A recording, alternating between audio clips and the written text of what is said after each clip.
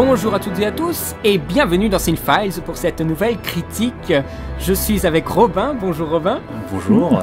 On est allé voir Interstellar, un film de 2014 réalisé par Christopher Nolan. C'est son 9e film pour le réal, un film de science-fiction donc avec Matthew McConaughey, Anne Hathaway. C'est un film qui a coûté 165 millions de dollars, il dure 2h50 environ, et qu'est-ce qui se passe pendant ces 2h50 ? On vous dit tout de suite, on va pas vous raconter tout le film, mais le pitch de départ, c'est que la Terre, elle est un petit peu mal au point. Il y a une compagnie qui va envoyer Matthew McConaughey et Anne Hathaway quelque part dans la galaxie pour trouver d'autres planètes habitables. Donc c'est une exploration à travers plusieurs galaxies pour trouver de nouvelles planètes. On va peut-être rapidement donner notre avis parce qu'il est possible qu'après on vous spoil éventuellement, c'est pas dit, mais voilà, exactement, sans faire exprès. Donc toi, qu'est-ce que t'en as pensé, Robin ? Moi, le film, je l'attendais forcément parce que je suis un grand fan de Nolan. J'ai toujours apprécié son travail. Le rendez-vous était là, j'ai apprécié, j'ai adoré. C'était du vrai spectacle. Et surtout, tu n'avais rien vu. Je me suis réservé. Connaissant le personnage, connaissant le réalisateur, il a une manière de nous surprendre dans sa narration, et je sais que souvent les campagnes de marketing sont pas souvent menées par les personnes qu'il faut, et on peut nous raconter des choses en trop. Une chose que je recommande pour n'importe qui, si on peut aller voir le film en étant complètement frais, nature, de toute expérience marketing, donc bande-annonce, affiche, peut-être même le synopsis, qui sait. Alors comparé à lui, moi je me suis fait spoiler la gueule à plein régime, mais pas totalement. Moi j'avais quand même vu pas mal de critiques avant d'aller voir le film, et donc moi j'avais assez peur parce que les critiques ne le portaient pas vraiment en triomphe, en tout cas celles que j'avais vues. Donc j'avais assez peur, et quand j'étais sorti de la salle, j'avais dit à Robin, mais ce film il envoie Gravity sur orbite, hein. Non mais vraiment, le film est super beau, il est extrêmement ambitieux, il nous fait une promesse énorme, et je trouve qu'il la remplit assez bien. Alors on va parler un peu de l'histoire, sans rentrer dans des situations qui ne nous sont pas montrées dans les bandes annonces. On peut peut-être parler un peu des bandes annonces rapidement. On nous montre ce qu'il faut, on nous montre la promesse de départ, quoi. Exactement, voilà, de quoi comprendre, de savoir à quoi s'attendre. Quand même, le film, il fait 2h50, mais finalement, quand vous avez vu la bande-annonce, le film a beaucoup de choses encore en réserve, hein, donc ne vous affolez pas. L'histoire en elle-même, elle revient aussi de loin, d'un traitement du frère de Nolan, qui était destiné à Spielberg. Nolan, lui, il a repris le récit, il a rajouté des trucs à lui. C'est pour ça que c'est intéressant, sans trop rentrer dans le détail. Il y a des trucs des productions précédentes de Nolan dans le film. Et quand vous allez voir le film, ça vous sautera aux yeux, je pense. Là, on peut peut-être parler du ton du film. Moi, je trouvais que c'était un film ultra désespéré. Mais glauque. À un moment, dans le film, je me suis dit, c'est le film le plus désespéré de Nolan. Tous les films qu'il a fait avant, aussi malsains qu'ils soient, c'était rien comparé à ce qui se passait dans ce film. C'est quand même un film qui se veut optimiste et qui veut rassembler l'humanité autour d'un espoir, mais à un moment dans le film, on se demande comment ils peuvent y arriver.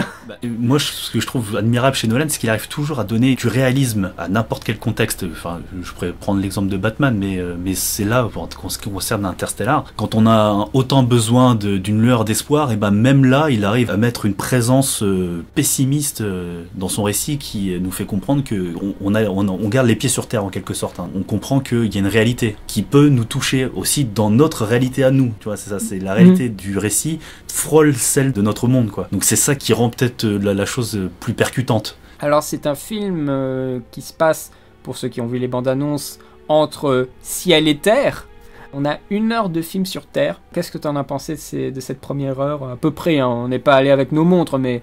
Moi j'ai apprécié, C'était une manière de nous introduire à l'espace, contextualiser l'environnement, comprendre ce qui se passe. Les personnages aussi, les personnages, entrer dans leur psychologie, leur justification aussi, pourquoi ils allaient être amenés à faire un tel voyage. Et comme je disais, ça a un très bon rythme. Voilà, le film prend son temps et c'est pas désagréable. On reproche souvent aujourd'hui de ne pas avoir les personnes développées. Là, quand même, on prend notre temps, même si nous allons peut-être quitter ces personnes pendant un moment. Prend le temps d'expliquer quand même une situation de la Terre qui n'est pas forcément évidente à comprendre. Et rien que ces petits gestes dans le film, vraiment au début du film, il y a, voilà, il y a beaucoup de poussière. Et on voit les gens qui retournent les plats pour avoir les plats à peu près propres. Et rien que ces petits détails, qui sont les détails du quotidien, ça permet de tout de suite bien caractériser l'univers dans lequel nous sommes. On se situe aux États-Unis, mais le fait de ne pas citer réellement d'endroits, on n'a pas vraiment de géographie. Tout le monde est sur le même pied, quoi, d'égalité. On a tous le même problème, on vit tous sur la même planète. Ça, c'était peut-être un message discret. Enfin, sur Terre, qu'on se concentre sur les personnages et sur l'ambiance qui règne sur cette planète. Alors, on va parler maintenant d'un truc. Ce sont les Chinois. Ce qui me gêne dans le film, c'est que je ressens pas l'ampleur mondiale. Je trouve que c'est un peu les Américains qui font leur sauvetage du monde dans leur coin. Et moi, ça m'a presque gêné de pas sentir que tout le monde était concerné. Moi, au contraire, justement, je l'ai senti, ça. Littéralement, ça, moi, ça m'a fait oublier qu'il y avait une question de religion, de race ou quoi que ce soit. Ça m'a fait comprendre tout de suite que le film allait traiter la chose de manière égalitaire pour tout le monde. Moi, c'est ça qui m'a permis d'oublier qu'il n'y a pas de Chinois. Voilà. D'oublier l'idée de nationalité. Voilà, c'est mais ça. Non, mais je voulais dire plus que j'avais du mal à concevoir que ce vaisseau et la base dans laquelle il y avait ce vaisseau était une base qui regroupait toutes les ressources scientifiques, financières, mondiales autour d'un projet fou. J'avais vraiment du mal à penser ça. Bien sûr, il y a un noir dans le film. non, mais bon, c'est pas raciste ce qu'on dit, mais c'est juste que le monde n'est pas engagé financièrement, émotionnellement et scientifiquement dans le projet d'envoyer des gens dans l'espace. Moi, je pense juste que vraiment, c'était une volonté de la part de Nolan, peut-être de pas tomber dans le cliché. On constitue une équipe, donc il nous faut un asiatique, c'est vrai. Une femme et voilà et un bel américain, voilà. Texan. En plus, voilà. Donc c'est peut-être une manière gentille de contourner un cliché qui commence à s'user. Le film fait 2h50. C'est le plus long film de Nolan. Comment tu as ressenti la durée de ce film ? C'est passé aussi vite qu'un film d'1h30, quoi. C'est-à-dire que je me suis pas ennuyé. C'était, comme je le disais, le rythme est bien soutenu. Comme tout, il y a des moments où il faut qu'on respire, donc ça ralentit légèrement. Mais il y a de bonnes reprises. C'est vraiment bien fait pour qu'à aucun moment on puisse se relâcher ou s'ennuyer. Ça a un rythme parfait pour moi. C'est vraiment celui qu'il faut pour un film, en tout cas de près de 3 heures. Ouais, parce que c'est quand même vachement ambitieux. En plus, tant qu'on y est, ce n'est pas seulement 1 heure sur Terre et après 1h50 dans l'espace. On est dans l'espace, mais il y a aussi un va-et-vient entre le ciel et la Terre que je croyais épuisant. On est dans l'espace, c'est quand même quelque chose d'assez immersif, et tout d'un coup on rebasculerait sur la Terre. Je croyais que ce va-et-vient m'énerverait, me créerait trop de ruptures, que ce montage alterné me ferait décrocher du film. Mais en fait, non, pas tant que ça. Le fait qu'il ait fait de l'alternance dans le film, ça illustre aussi le propos humaniste, très clairement, de Nolan.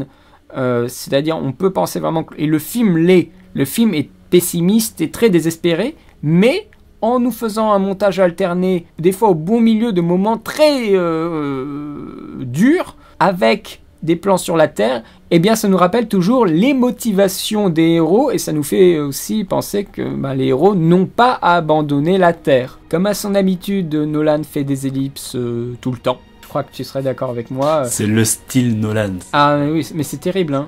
C'est son écriture, ça. Ouais, mais c'est ultra difficile de savoir quand on fait la coupe. Quels sont les moments où on fait la rupture et on passe sur autre chose ou carrément on repasse sur la Terre. Et ça, c'est pour ça que Nolan a son monteur attitré pour les films de cette ampleur, Lee Smith. Des fois, j'étais un peu gêné qu'on retombe sur Terre. Je trouvais que c'était pas le bon moment. Je le trouve moins agressif que dans ses anciens films, quand même. Hein. Oui. Comme dans Le Prestige, où ça y va dans tous les sens. Ça t'a perturbé légèrement, mais je trouve que ça sert plutôt bien le récit. Les rythmes s'associent bien dans l'alternance entre les passages Terre et espace, du coup. Et puis, il y a aussi une chose qu'on reproche souvent aux films d'action aussi d'aujourd'hui, c'est que le surdécoupage n'est pas vraiment présent dans ce film. On prend le temps, tout simplement. Sur un plan ou sur une mise en scène quelconque, on n'est pas sur un montage explosif. Je dirais pas d'action, parce que je sais pas si on peut vraiment dire qu'il y a de l'action. Des scènes de... J'allais dire des scènes de panique. Parce que peut-être que si vous êtes un petit peu sensible, il y a des moments dans le film où vous allez vraiment être en panique. Enfin, moi, à un moment dans le film, je me disais, mais comment les mecs, ils vont pouvoir faire ? On vous dit rien, mais ils sont dans une telle situation que moi, je me suis dit, mais... Oh là là, et tout d'un coup, il y a McGonaghy qui dit un truc complètement insensé. Et là, alors là, franchement, c'est un sacré moment, hein. Je sais pas si ceux qui l'ont vu, si vous avez été sensibles, je pense que vous pouvez savoir de quoi je veux parler, mais c'est un moment, moi j'étais sur le cul quoi. C'est angoissant. Ah oui, c'est très très angoissant. C'est de la surenchère où on ne s'attend vraiment pas à ce qui va se passer. Et c'est pas de la surenchère, parce que il y en a qui disaient surenchère genre Michael Bay. Hein. Je veux dire, il y a des critiques qui ont été très très violentes, hein. Mais c'est de la surenchère qui reste cohérent, et de toute façon les mecs ils étaient obligés de faire ce qu'ils devaient faire. Ils étaient obligés. Ça reste un film de Nolan. Ça reste donc un film qui se déconstruit. Nolan est quand même un spécialiste de la narration éclatée. On lui reproche souvent énormément sa narration, mais c'est aussi un style que personnellement je ne vois nulle part ailleurs. C'est en cela que je trouve que Nolan est assez didactique dans ses propos, parce que c'est quand même très compliqué. Même tous ses films sont compliqués quand même à bien rassembler, synthétiser, surtout quand on n'est pas habitué à ça. Aujourd'hui, quand même, on est à l'heure d'Internet où les informations sont très vite analysées et détaillées, et souvent les films qui sont compliqués sont très vite démystifiés. Nolan, dans tous ses films, même les plus compliqués, Le Prestige ou Memento, il laisse toujours des pistes, et c'est en cela que j'avais lu dans des critiques une dictature du didactisme. C'est-à-dire que Nolan expliquerait trop dans son film. Non, justement, moi je trouve pas qu'il explique trop. Peut-être qu'il pointe le doigt parfois sur certaines choses pour aider le spectateur, juste à forcer le regard. Et justement, c'est là où il faut faire attention avec Nolan. C'est quand il pointe les choses du doigt, comme il nous l'apprend dans Le Prestige. Êtes-vous bien attentif. Mais bon, là, concernant Interstellar, bon, je pense pas qu'il y ait une question de subterfuge. Hein, il ne cherche pas à nous brouiller. Mais ça, moi, ça ne me gêne pas parce que justement, j'ai besoin de ce genre de choses-là. Qu'on m'indique où regarder, parce que parfois je suis trop dans l'analyse à regarder, à essayer de comprendre ce qui se passe, et le fait qu'on me le rappelle, ça me plonge 2 fois plus vite dans l'intensité de la mise en scène. Mais je voulais aussi parler, quand je dis didactisme, c'est tout ce qui est attrait aux théories scientifiques. Certains reprochaient justement, tu vois, à des scènes de dialogue qui auraient peut-être pu s'orienter un petit peu plus sur le développement des personnages que plutôt des développements de théories que le spectateur lambda aurait beaucoup de mal à comprendre. Tu vois ce que je veux dire? Le développement des personnages ne m'a pas semblé nécessaire puisque chacun avait sa place, le scientifique noir. Je vais dire le noir. Bah oui, voilà. Et je trouve que quand même, il a une bonne place dans le récit et qu'il est plutôt bien développé quand... Ouais, mais en même temps, mais on s'en fout du noir. Non, mais on a 2 personnages qui sont assez caractérisés et qui vont nous suivre pendant tout le récit. C'est McGonaghy et Anna Torv. Autrement, les autres, mais ils pouvaient crever, mais j'en avais rien à foutre, quoi. Après, il y a un... Juste pour vous dire, mais sans vous dire quoi que ce soit d'autre, il y a un personnage qui intervient au milieu du récit, je savais pas du tout. Ça surprend, voilà. C'est pour ça que quand vous parlez des trailers, c'est important pour nous d'y revenir, c'est qu'il y a des trucs importants dans le film qu'on nous montre pas du tout dans le trailer, hein. Même des personnages qu'on montre pas du tout dans le trailer. Donc j'espère que vous allez être surpris comme nous on l'a été dans le film, hein. Mais oui, pour revenir à ces personnages, donc ils sont 4 et 2 autres, mais je m'en foutais quoi. Mais je trouve qu'ils remplissaient bien leur second rôle, leur fonction. Oui, leur fonction, exactement. Mais voilà, je pense que, je sais pas pour toi, mais les gens reprochent presque que les personnages soient juste des personnages fonction. Mais c'est une nécessité scénaristique, je veux dire, on peut pas faire sans ça. Non, oui, mais je veux dire, mais qu'ils soient juste limités à leur fonction. Tu vois, comme s'ils voulaient que tous soient aussi développés que le personnage principal. Là, c'est plutôt pas mal, j'ai envie de dire, le fait qu'il n'y ait pas trop de présence.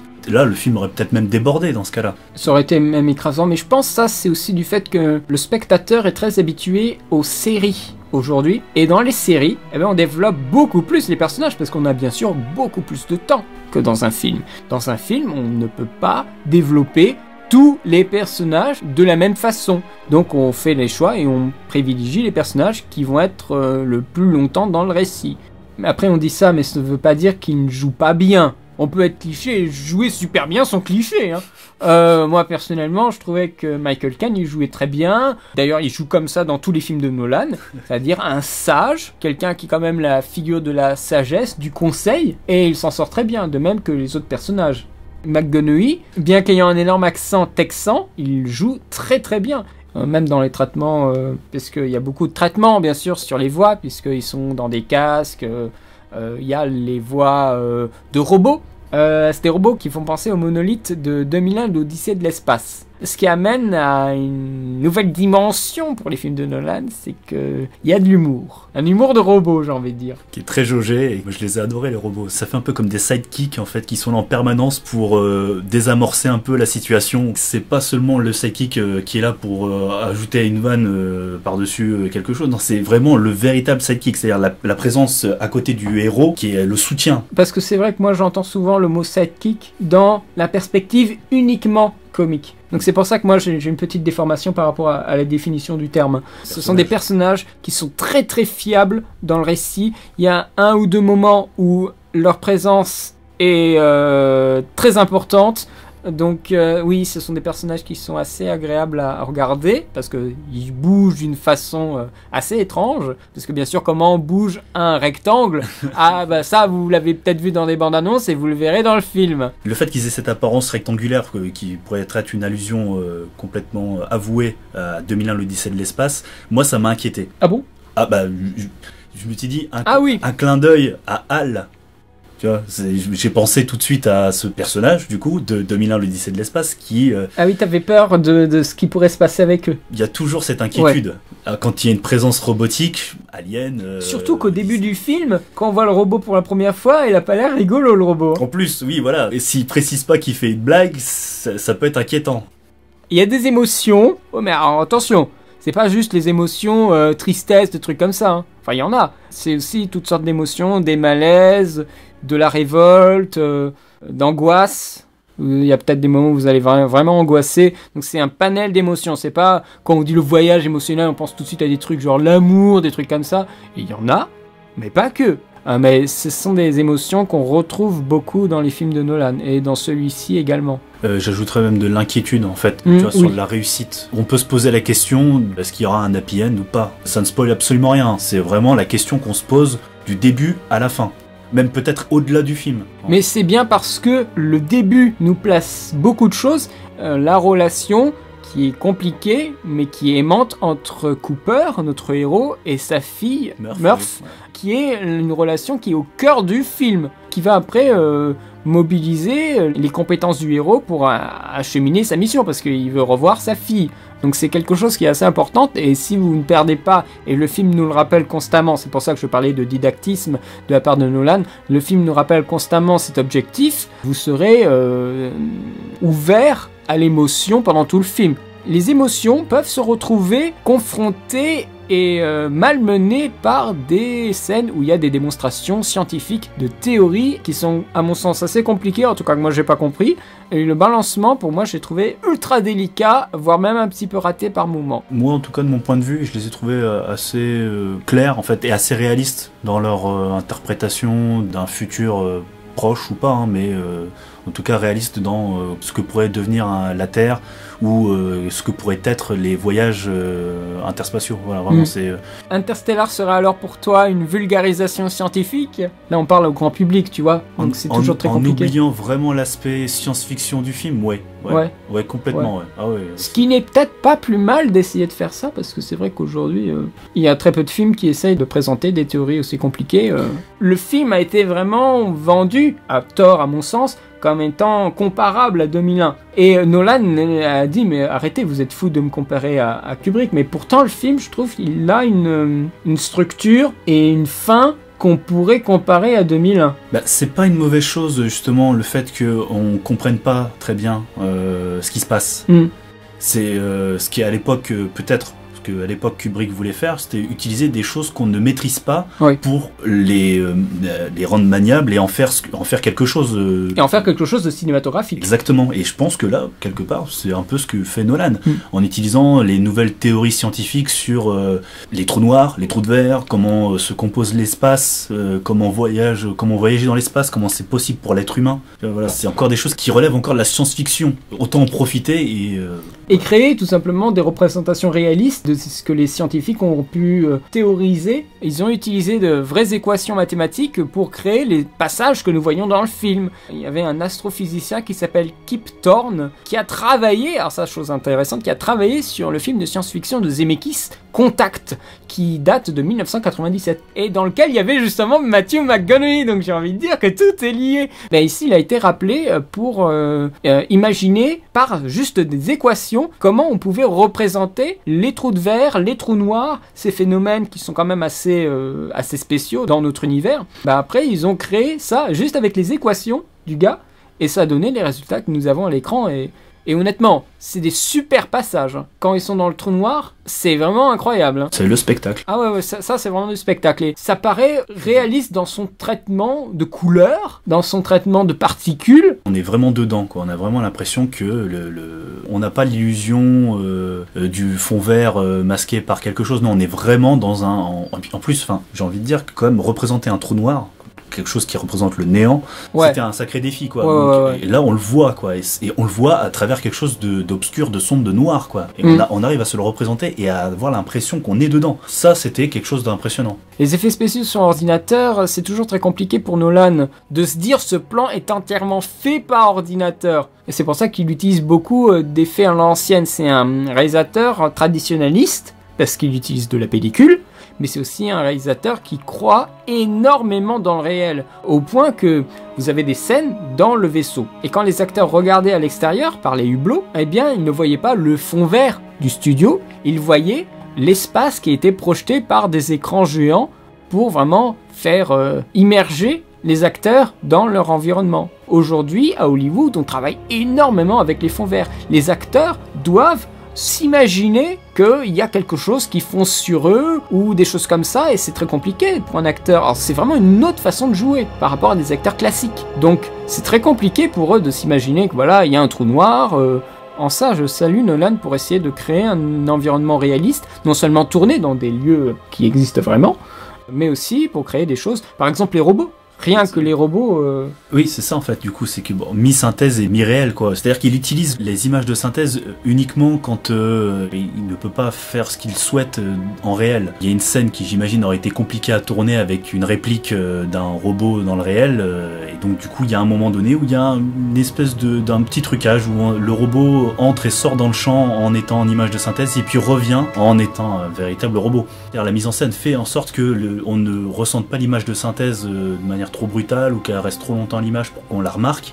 Voilà, ça ne gêne pas. C'est ça l'idée pour moi qui est intéressant chez Nolan, c'est qu'on utilise l'image de synthèse uniquement quand c'est nécessaire. C'est ça aussi qui est monstrueux, c'est aussi quelqu'un qui fait des tests pour voir jusqu'à où il peut aller, quelle est la limite du réel. J'ai envie de dire, c'est presque un thème de son cinéma, la limite du réel à l'intérieur des films, mais aussi dans la conception même des films. C'est aussi intéressant à remettre en perspective. Et c'est ce qui est amusant, c'est que ce film-là, Interstellar, est plus ambitieux que The Dark Knight en termes de ce qui nous est montré, et il a coûté moins cher. Ça, c'est quand même incroyable, hein. Parce que, comme ça, quand on voit un film, comme ça, une aventure spatiale, avec des vaisseaux, et des planètes et des trous noirs, on s'imagine un budget colossal de 200 millions, voire plus, bien plus. Eh bien non, juste 165. Oh, juste 165. Bon, c'est quand même cher, hein. Mais pour l'ampleur, l'ambition du film, c'est pas si cher que ça, hein. Et tu vois, par exemple, là, ce qu'il y a de bien dans le cinéma de Nolan, c'est qu'il arrive toujours à représenter les choses pour que tu te sentes à ta place. Tu vois l'espace, tu vois une planète, tu sens sa grandeur, tu sens sa présence. Quand tu vois Saturne, tu te sens petit. Tu as vraiment l'impression de regarder ça depuis peut-être un hublot à des millions de kilomètres. Surtout que Nolan fait un peu comme Kubrick. Quand il monte l'espace, on n'a pas de bruit. C'est cohérent. C'est cohérent, voilà. C'est encore une fois, c'est l'univers réaliste qu'il essaye de dépeindre. Un univers réaliste aussi qu'il a essayé de cloisonner par rapport au public, à Internet. C'est quelqu'un qui préserve le secret. Je sais pas pour toi, mais on pourrait lui reprocher, encore une fois, une influence de Kubrick dans le traitement un petit peu froid. Je me dis que c'est limite obligé quand on est Nolan et qu'on veut traiter un sujet de manière réaliste. Le sujet qui est traité là, on peut pas voir quelque chose de plus chaleureux. C'est impossible, je pense. Après, dans le traitement peut-être de l'image, du son... La froideur, c'est pas une mauvaise chose. L'espace, c'est froid. Le vide glacial. Oui. Encore une fois, c'était cohérent. Donc c'est pas du tout ce qui va se passer. C'est super angoissant. Et c'est là que Nolan se permet de faire des ruptures de son, des ruptures de style. C'est aussi quelqu'un qui a beaucoup évolué dans sa façon de faire. On peut être intimidé par 2001 d'Odyssée de l'espace, qui continue à hanter le paysage cinématographique de science-fiction encore aujourd'hui, mais on peut aussi en être inspiré. sans avoir la prétention, bien sûr, de dépasser l'œuvre de Kubrick. Je serais pas étonné de voir peut-être des gens un peu trop hâtifs prétendre qu'il a carrément piqué l'idée de Kubrick ou qu'il a voulu prendre sa place. Il y a une présence de Kubrick dans le film, peut-être dans l'inspiration, mais ça veut pas forcément dire voilà, que c'est pas un remplacement ou non, c'est même un bel hommage. Les gens ne se rendent pas compte, j'ai l'impression qu'aujourd'hui, l'heure est à la citation. Les films se citent tout le temps. Je pense pas qu'il faut leur reprocher ça. C'est plutôt bien aussi que nous, on le détecte. C'est un cinéma qui prend conscience de son passé, et c'est aussi un cinéma qui fait confiance à son spectateur. Alors, en parlant de la mise en scène, c'est une mise en scène qui, pour moi, reste lourde, même s'il y a des plans virevoltants, puisque nous sommes dans l'espace, quand même. Mais pour moi, n'en voyez pas un reproche monumental, mais pour moi, Nolan n'a jamais été un grand cinéaste visuel, avec vraiment des pures idées visuelles tout le temps. Ce qu'est par exemple Snyder. On lui reproche justement d'être que ça. Nolan essaye de trouver un juste milieu. C'est toujours un gros problème, c'est que le mec il filme en IMAX, beaucoup de séquences, mais le problème c'est qu'on va pas forcément les regarder dans le bon format au cinéma. De toute façon, ce que vous allez voir pour la plupart d'entre vous, ce n'est pas vraiment le film de Nolan. C'est pas comme il l'aurait souhaité en tant que puriste, quand même, parce que Nolan c'est quand même un petit peu un puriste en termes de pellicule. C'est un beau combat, je trouve, hein, mais c'est très borné. Même si je dis ça comme ça, que ça paraît pas un cinéaste visuel, il y a quand même des passages dans le film qui sont très beaux, très léchés, très marquants. Mais par contre là où je suis vraiment toujours assez impressionné, c'est que c'est quelqu'un qui met merveilleusement bien en situation ses films. C'est quelqu'un qui a le sens de la narration dans la séquence même. On peut lui reprocher des écarts de narration, parce que tout simplement à un moment il faut aussi couper dans le film. Mais dans la façon qu'il a de narrer une séquence de suspense, par exemple, le choix des plans, le découpage très clairement, alors là c'est vraiment fort. Là tu parles bien que de la mise en scène, on parle pas du scénario ou... C'est toujours un petit peu lié entre découpage d'une séquence et ce qu'on va avoir dans le scénario. La comparaison que j'ai pu entendre entre le scénario et le storytelling à l'intérieur de la mise en scène, quoi. T'as une page de scénario, le mec, je sais pas, il rentre dans le trou noir, voilà, et comment tu vas le mettre en image? C'est toi la mise en image des situations du scénario, c'est là où il est assez fort, comment on va filmer tout ce bazar et tout ça. Mais après, le cadrage en lui-même, j'ai presque envie de dire, c'est un peu quelconque, quoi. Mis à part quelques séquences où là, il crée des choses, il y a un bon rythme à un moment, ça s'accélère, ça décélère. Je pense à une séquence d'arrimage. Hein, je pense que ceux qui savent, qui ont vu le film, ils savent de quoi je veux parler. Là, il y a un vrai moment de tension, vraiment un truc très important. Enfin, il fait une bonne équipe avec son frère quand même. Du coup. Et puis, bon, quand je dis trio gagnant, je pense à Emma, donc ils réussissent très bien tous les trois. Mais oui, forcément, le duo scénaristique fait que, comme ils s'entendent très bien, je pense que ça pèse beaucoup sur la mise en scène qui doit autant s'écrire au moment où ils écrivent le scénario. Quoi. Ils ont la chance d'avoir cette complicité. Ouais. Voilà. On parle de Nolan comme ça par rapport au visuel, mais il y a un énorme travail son. Richard King, qui est à la supervision, a été rappelé. C'est quelqu'un qui a eu, je crois bien, un Oscar pour Inception. Donc c'est vraiment quelqu'un qui maîtrise extrêmement bien le son. Encore une fois là, c'est toujours vraiment très fort. C'est un jeu du son et de rupture sonore qu'on peut comparer à Gravity. Il y a même des idées qui sont assez folles. Alors j'en comprends pas le sens, mais je sens que ça veut dire quelque chose. C'est un plan sur Saturne. Un des moments qui caractérisait plutôt bien un des scientifiques pour moi, tu vois, c'était le moment où il se sentait un peu déconnecté. Et donc du coup, on a Cooper qui vient en renfort et qui offre ses écouteurs à un de ses camarades, où il peut entendre la pluie, l'orage, des choses qui lui rappellent la Terre. Et à ce moment-là, on a un magnifique plan de Saturne, avec en fond sonore la pluie et l'orage. C'est plus fort que ce qui est sur l'instant dans la séquence, en termes de sens, oui. Tu vois. Mais je n'ai pas encore trop compris pourquoi ils venaient nous marquer ça. Parce que c'est super ambitieux. Il y aura aussi une musique très étrange. Moi j'ai pensé tout de suite au travail de Philip Glass dans des films genre Koyaanisqatsi. Alors c'est une musique qui a été composée à partir d'un texte qu'a écrit Christopher Nolan, une seule page. Et Hans Zimmer a créé à partir de cette page, et le résultat... La bande-son, je l'avais comparé à la toccata, une sonorité un peu funèbre, quelque chose qui rappelle... Avec des orgues. Voilà, beaucoup d'orgues, voilà, donc on avait remarqué, donc il y avait très peu de percussions dans les sons, du coup ça c'était quelque chose que je trouve pas si bête que ça quand on est dans l'espace, finalement, comme on n'a pas d'impact, on n'a pas le son d'impact, tout ça, donc c'était pas si bête que ça de faire appel à des instruments avant, finalement, quelque chose de plus souple, plus détendu, quelque chose qui voyage plus facilement dans le vide, sans que ce soit agressif, dans une arrivée, dans une montée, peut-être... une montée harmonique, tu vois, voilà, c'était un bon choix, voilà, surtout pour les moments intenses où il fallait faire monter une tension, ou même peut-être dans les moments émouvants. Mais je trouvais que des fois les montées en puissance éclipsaient tous les autres sons. À la limite ça m'a même un petit peu gêné. Des fois on a la musique, on n'entend presque plus les paroles. Moi, pendant ces passages-là, ce qui s'est passé, c'est que j'ouvrais grand les yeux et je me préparais. Ouais. Je me préparais à ce qu'il se passe quelque chose. C'est pour ça que je faisais allusion, plutôt l'analogie à la sonorité funèbre. On a l'impression qu'il va se passer quelque chose de grave. On occulte tout le reste, c'est concentration, et j'ai trouvé que c'était plutôt bien utilisé. Enfin, sans trop dire sur le film, c'était pour moi il y avait de bonnes intentions dans la concentration. Ouais. Aujourd'hui, on connaît beaucoup Hans Zimmer pour des rythmes de percussion, Man of Steel très clairement. Hein. Je n'ai pas besoin d'aller plus loin. Je voudrais bien écouter la musique à part pour me rendre compte de est-ce que cette bande son est innovante. En tout cas, Nolan, lui, il a essayé de pousser Hans Zimmer un peu dans ses retranchements et c'est pas plus mal. Moi, j'étais bien content au final d'une musique qui change un petit peu par rapport à ce que fait d'habitude Hans Zimmer. Hein. Il arrive à se renouveler, c'est impressionnant. Oui, ça c'est impressionnant parce que le mec, il est demandé pour tellement de musique de film qu'à un moment, on est un peu coincé, quoi. Et le mec il continue. Et pendant longtemps on pouvait reprocher à certains compositeurs de recycler plutôt certains thèmes. Je pense que, après maintenant je pense à Sergio Leone qui est très très bon, qui arrivait toujours à trouver de nouveaux thèmes, mais je pense que le fait que Hans Zimmer ne travaille plus avec un orchestre, il n'a plus cette contrainte de l'instrument physique, que tu peux pas distordre. C'est pas possible. John Williams, lui, il est contraint à un orchestre, il a fait des musiques formidables, mais toujours avec un orchestre. Alors qu'Hans Zimmer, lui, c'est un compositeur qui est venu avec le synthétique. Et donc qui est venu avec aussi les instruments par ordinateur. Qu'il a su travailler, déformer. Et ça, bien sûr, ça crée de nouvelles sonorités. Et avec des effets, des plugins, ça ouvre à de nouvelles horizons musicales que les compositeurs classiques n'avaient pas et ne voulaient pas.